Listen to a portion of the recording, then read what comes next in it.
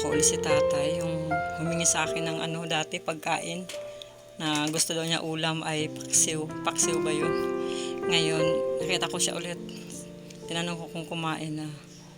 Nakita ko kasi siya katabi nung isang lolo na pinakain ko din. Kapatid pala niya yun. Tapos sinanap ko, sabi ko, asan siya? Sabi niya, naghiwalay kami doon sa may malaking palengke. Sa gabi daw magkasama sila natutulog. Doon sa may daanan namin puntang rekto. Tapos sabi ko, kumain na po kayo? Sabi niya, hindi pa. Gusto daw niya kanin. Tapos ulam daw maling.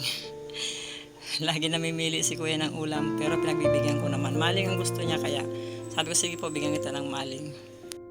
Bumili ako dito sa sa suki ko ng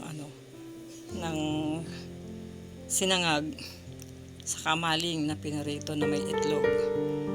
At ibibigay ko kay tatay. Request niya eh.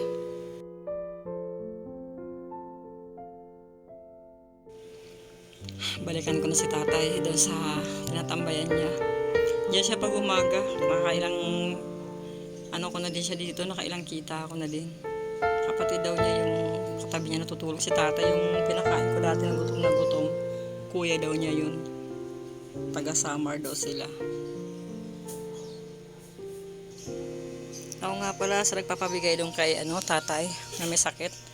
Papabigay ng pambili ng gamot. Wala pa po, hindi ko makita si tatay.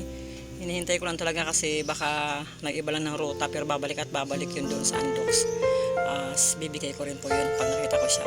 Babalik at babalik po yun doon. Gusto ko lang po ipaalam sa nagpapabot na hindi ko pa nakikita si tatay.